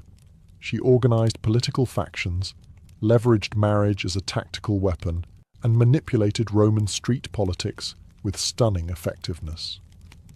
She moved through the civil wars of the 1st century BCE, not as a bystander, but as a player. A woman whose influence terrified senators and shaped the fate of triumvirs. Her downfall wasn't due to incompetence, it was due to timing and gender. Had she been born a man, she might have been remembered as a second Caesar or a more charming Cato. Instead, she was cast as the wicked woman who dared too much. Still, her legacy quietly lingered. Later, Roman women like Livia Drusilla, Agrippina the Younger, and even Cleopatra herself, though of a different world, would all operate in the shadow Fulvia helped carve. They would manipulate emperors, wield armies, and control succession. But Fulvia did it first, and with no imperial title to shield her. Today, modern historians have begun re-examining Fulvia with fresh eyes. No longer a cautionary tale, she is being recognized as one of the most politically active women in Roman history, someone who tested the boundaries of female power and paid the price. She didn't simply live in the age of triumvirs, she challenged them. And while Rome may have tried to erase her, Fulvia left fingerprints in every corner of its collapse. Not a footnote, a force, a woman centuries ahead of her time. By the summer of 1963, the United States was a country teetering between two worlds, one rooted in centuries-old systems of oppression and another aching to breathe free. In the Deep South, segregation wasn't just a social norm, it was the law. Black Americans were barred from restaurants, schools, buses, voting booths, and even drinking fountains. Police brutality was rampant. Lynching still occurred. And in places like Birmingham, Alabama, peaceful protesters were being met with snarling dogs and high-pressure fire hoses. But change was coming, and it wasn't asking for permission. In just a few years, the civil rights movement had surged into the national spotlight. Sit-ins, freedom rides, and boycotts had become familiar headlines. Leaders like Rosa Parks, Medgar Evers, and John Lewis were no longer just names. They were symbols of defiance. The March on Washington wasn't born out of a single conversation. It was the result of rising frustration and fierce hope. Black Americans were no longer content with waiting. They were demanding civil rights, and they were determined to make their voices heard where it mattered most, the nation's capital. The idea of a mass march in Washington, D.C. had been floating around for decades. A. Philip Randolph, a labor organizer and longtime civil rights advocate, had originally proposed the concept in the 1940s. Back then, it was meant to pressure the Roosevelt administration to desegregate the defense industry. That protest was called off after Roosevelt caved and signed an executive order. But now, in 1963, the stakes were even higher. Randolph, along with other civil rights leaders, including Bayard Rustin and Dr. Martin Luther King Jr., revived the vision. And this time, they weren't just marching for jobs. They were marching for dignity, for voting rights, for school desegregation, for equal pay, and most importantly, for the basic human right to live free of fear. Over a dozen major civil rights organizations came together to plan it, despite their many disagreements, because they understood the power of a unified front. The countdown had begun. Buses were being organized, flyers were spreading. Word of mouth was moving faster than newspapers, and across the country, Black Americans were preparing for what would become one of the most unforgettable moments in American history. The dream was taking shape, one footstep at a time. Pulling off a protest of any kind in Washington, D.C. was no small feat, but planning one for over 100,000 people, possibly more, was madness. Logistically, it sounded like a nightmare. Food, water, transportation, sound systems, bathrooms, medical teams, permits, crowd control, safety plans. And yet, somehow, they made it happen. At the center of this controlled chaos stood Bayard Rustin, a man who, despite being openly gay and often kept behind the scenes for political reasons, was a master strategist. Rustin had once studied non-violence directly under Mahatma Gandhi's followers in India. He had marched, been jailed, beaten, and surveilled by the FBI. But nothing fazed him. He saw the March on Washington as a chance to show the world what disciplined, non-violent protest could achieve when coordinated with military precision. In just 8 weeks, Rustin and his team transformed the idea into a reality.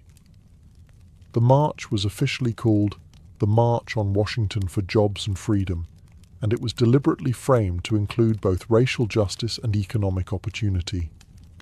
That dual message was no accident. While Dr. King would later become the spiritual symbol of the day, it was Randolph and Rustin who made sure the demands were just as much about unemployment, minimum wage, and workers' rights as they were about civil rights. Meanwhile, tensions simmered beneath the surface. President John F. Kennedy and his administration were nervous, deeply nervous. They feared riots, backlash, or worse, bloodshed.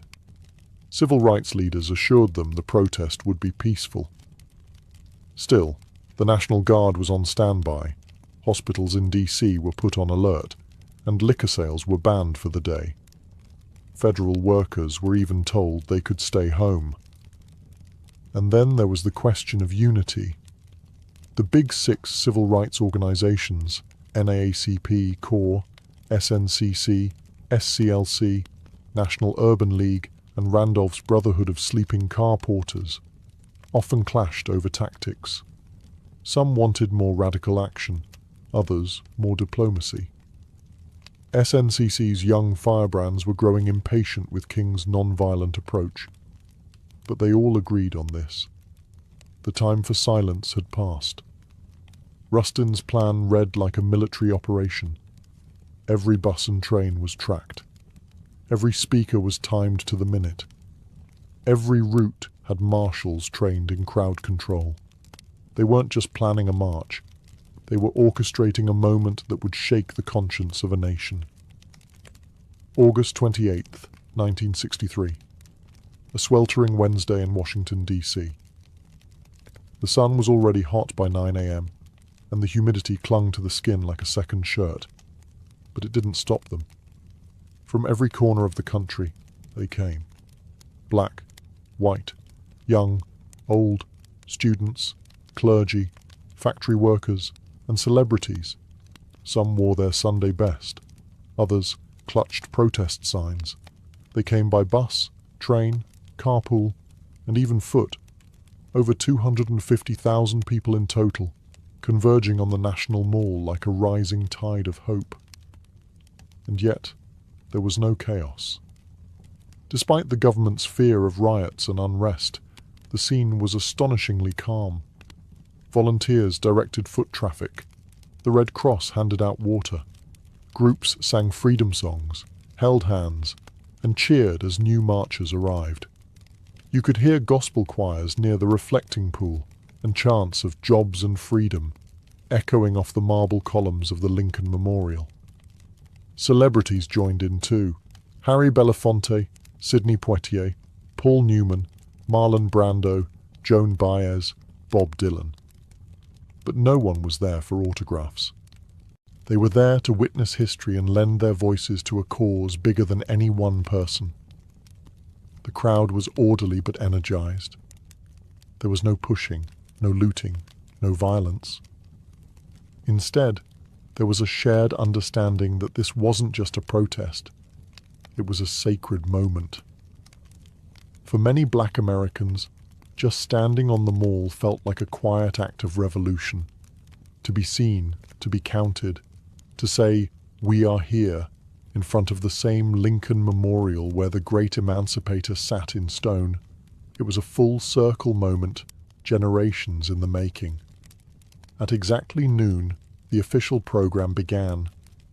Leaders took the stage one by one, each representing different organizations, ideologies and regions, but united in message. Speakers demanded equal pay, desegregated schools, a living wage, and an end to police brutality. Mahalia Jackson sang. Marian Anderson, who had once been banned from singing at Constitution Hall because of her race, now sang for thousands beneath the open sky. As the hours passed, the tension grew, not from unrest, but from anticipation. The man everyone was waiting for had not yet spoken, and when he did, the world would stop, listen, and remember. The march wasn't just making history. It was becoming legend, minute by minute. By mid-afternoon, the crowd had grown quiet. Not because they were tired, but because they knew what was coming. Standing in the shade of the Lincoln Memorial, Dr. Martin Luther King Jr. approached the podium. He wore a dark suit, a neatly tied tie, and an expression of deep calm that barely concealed the fire building inside him. He carried prepared remarks, typed and written collaboratively with his advisors the night before. But what the world would remember wasn't what had been typed. It was what came from his heart.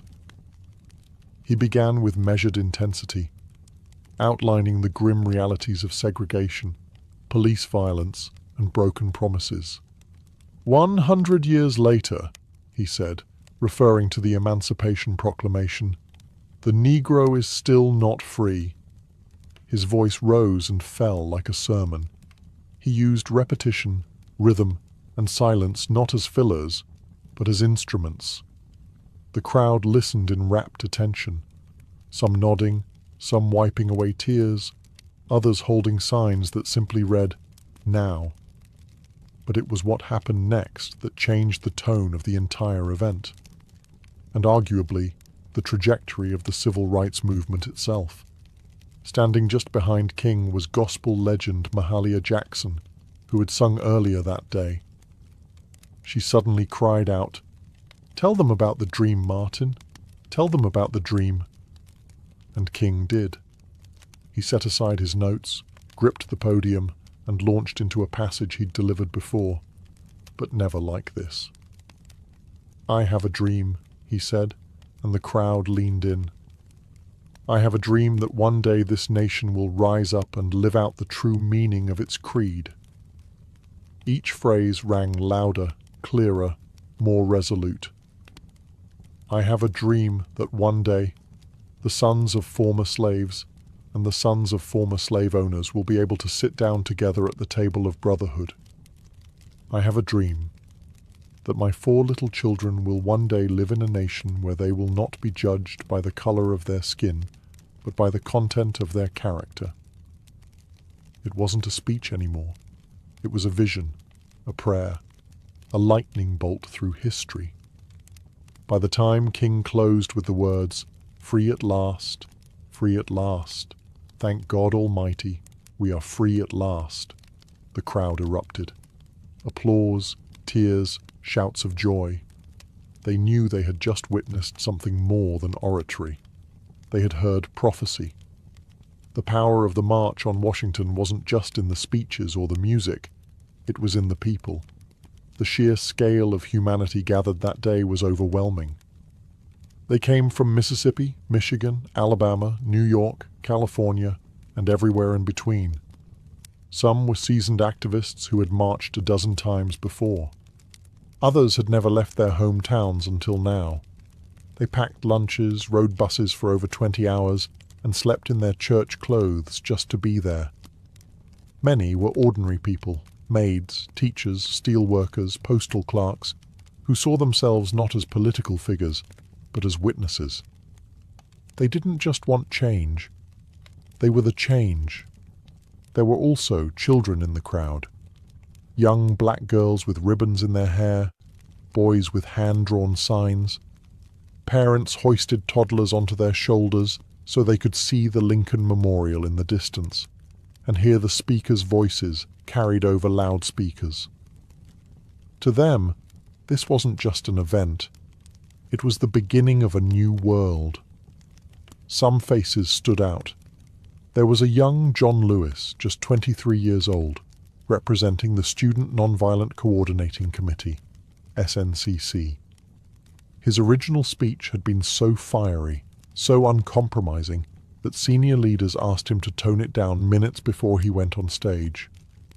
He agreed, but just barely.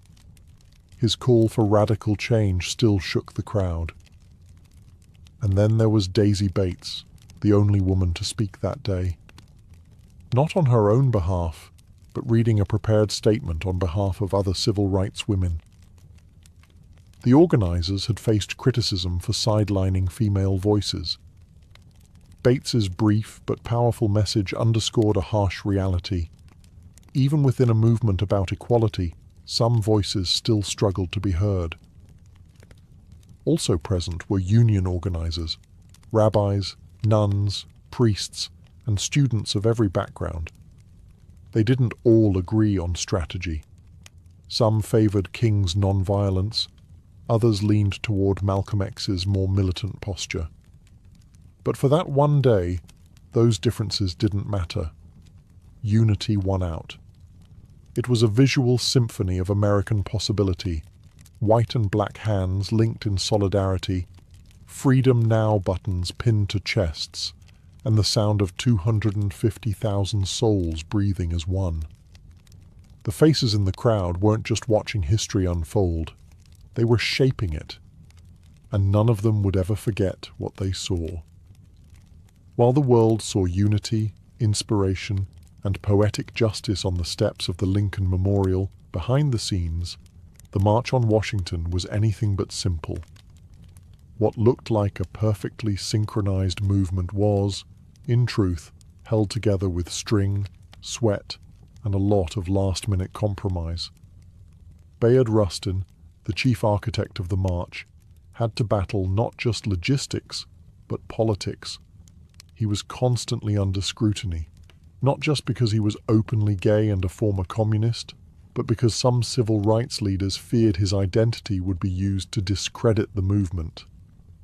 In fact, Congressman Adam Clayton Powell, had once threatened to publicly accuse Rustin and Dr. King of being lovers if King didn't remove Rustin from an earlier campaign. That threat haunted every stage of planning. Then there was the issue of women's voices. Despite the critical roles played by women like Ella Baker, Diane Nash, and Dorothy Height, none were invited to deliver major speeches on their own. Rosa Parks was in the crowd that day, revered by all, but she was not given the microphone. Behind the powerful optics of the march lay the truth. The movement still struggled with its own hierarchies and blind spots. Even within the Big Six organizations, friction bubbled. SNCC leaders were growing increasingly disillusioned with the slow pace of change and the older generation's insistence on moderation. They wanted to confront systemic racism more aggressively. CORE had similar frustrations, but unity was deemed too important, just for one day. Meanwhile, the federal government watched with clenched teeth. J. Edgar Hoover's FBI had assigned over 100 agents to spy on organizers. They bugged hotel rooms, followed key figures, and compiled dossiers. They were convinced the march would turn violent or that communists would hijack the event. When nothing of the sort happened, they simply doubled down on their surveillance, especially of Dr. King. And let's not forget money. The march cost over $250,000, equivalent to millions today. Most of it was raised through unions and sympathetic donors, but organizers scrambled until the final hour. They even borrowed walkie-talkies from the Boy Scouts. The March on Washington was historic, yes, but it was also deeply human. Imperfect, messy, political, and unfinished. Just like the country it sought to heal. The sun began to dip behind the Washington Monument as the crowd slowly dispersed. People hugged, cried, sang, and lingered as long as they could, reluctant to leave what felt like sacred ground. But the march was over. The speeches had been delivered. The signs had been raised high. The world had watched. And now the question hung heavy in the humid August air. What happens next? In the immediate days that followed, the media reaction was cautiously positive. Major newspapers acknowledged the historic nature of the event, though often with a tone of detached curiosity. Some called it orderly and dignified, which was code for no one rioted. Few outlets gave much space to the specific demands of the march, like the call for a federal jobs program or a $2 minimum wage, equivalent to around $20 today. But everyone covered Dr. King's speech. That, at least, could not be ignored. President John F. Kennedy, who had initially opposed the idea of the march, watched it unfold on television with growing admiration and, perhaps, surprise. He called the event impressive and met with civil rights leaders at the White House immediately afterward. But legislative movement remained slow. His proposed Civil Rights Act was still stalled in Congress, caught in the claws of Southern opposition. Some activists were disappointed. They had hoped the march would result in immediate action. Instead, it was back to the grind, organizing, marching, resisting, and mourning those who paid the price for justice. Just weeks later, that reality hit hard. On September 15, 1963, 4 black girls were killed in the 16th Street Baptist Church bombing in Birmingham. The dream had been voiced, yes, but the nightmare wasn't over. Still, something had changed. The March on Washington marked a new phase in the civil rights movement. It proved that mass protest could be disciplined, powerful, and impossible to ignore. It brought together a coalition broader than ever before. Labor unions, faith leaders, celebrities, students, and working-class Americans, all in one place, united by justice. And most of all, it gave the movement a voice. A dream. A speech that would be quoted, studied, and echoed across the world. The march was over, but the road was just beginning. And that road would soon lead through blood, legislation, and transformation. The March on Washington didn't just rattle the conscience of America, it reshaped its moral landscape. What had begun as an audacious act of protest became a cornerstone of the civil rights movement's legacy, permanently altering how Americans understood justice, democracy, and the power of collective action. In legislative terms, the march didn't yield immediate victories, but it created momentum. Less than a year later, in July 1964, President Lyndon B. Johnson signed the Civil Rights Act into law. It outlawed segregation in public places and banned employment discrimination based on race, color, religion, sex, or national origin. And in 1965, the Voting Rights Act followed, striking at the very heart of Jim Crow laws. Would these bills have passed without the march? Possibly. But would they have had the same moral force, the same undeniable public pressure? Probably not. For Martin Luther King Jr., the speech that day propelled him into a new realm. He went from respected leader to global icon. But fame came with cost: surveillance, threats, and ultimately assassination in 1968. The dream he spoke of on those steps would become more poignant, more tragic, and more revered with each passing year. For the broader movement, the march showed what unity could achieve. It gave organizers a blueprint for large-scale mobilization, and it inspired a generation of activists, both in the US and abroad. Anti-apartheid organizers in South Africa, student protesters in Europe, and future human rights leaders across the globe would cite the March on Washington as a model. But the legacy isn't just historical. The language of the march, the idea of jobs and freedom, the image of peaceful resistance, the echoes of "I have a dream," still pulses through modern protest. From the Million Man March to Black Lives Matter rallies, echoes of 1963 reverberate with every chant and every cardboard sign. In Washington, D.C., King's Memorial now stands just across the tidal basin from the Lincoln Memorial. Visitors walk past his towering likeness carved in stone, with words from that August day etched into the granite. But the real memorial isn't in stone. It's in classrooms, voting booths, marches, and voices refusing to stay silent. Because the dream wasn't meant to rest in history books, it was meant to be lived.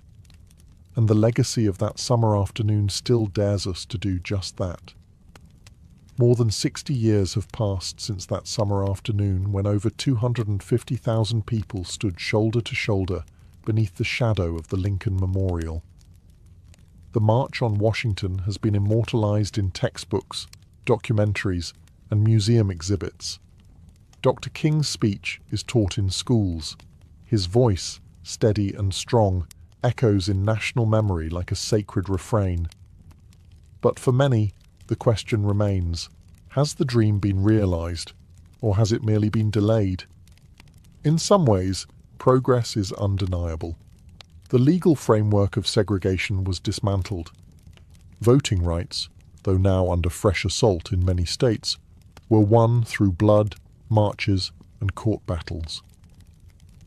The presence of black lawmakers, judges, mayors, and even a two-term US president was unthinkable in 1963. Interracial marriage, once illegal in much of the country, is now protected by federal law.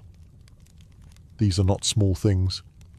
They are victories carved out by relentless struggle.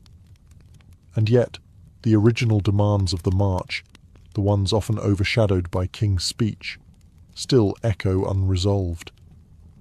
The call for a living wage, still unmet. Racial disparities in education, housing, employment and healthcare remain entrenched. Police brutality, the very thing that sparked much of the early civil rights organizing, continues to ignite outrage and protest. The dream of true economic justice, of a country where opportunity is not predetermined by zip code or skin color, is still far from reality. Modern movements like Black Lives Matter have taken up the mantle, often using the imagery and rhetoric of the 1963 march as both inspiration and indictment. They march through the same cities, chant on the same streets, and demand the same basic human rights. But they do so in a world transformed by social media, surveillance, and new forms of resistance. The March on Washington was never meant to be the conclusion. It was a flashpoint, a stake in the ground that said, "This is who we are, and this is what we demand." It was a declaration, not a resolution, so the dream remains, battered, challenged, reinterpreted, but still alive. Whether it is deferred, distorted, or one day fulfilled depends not on the past, but on us, on the choices we make, the injustices we confront, and the courage we summon to march, again and again, until the dream becomes a shared, lived reality.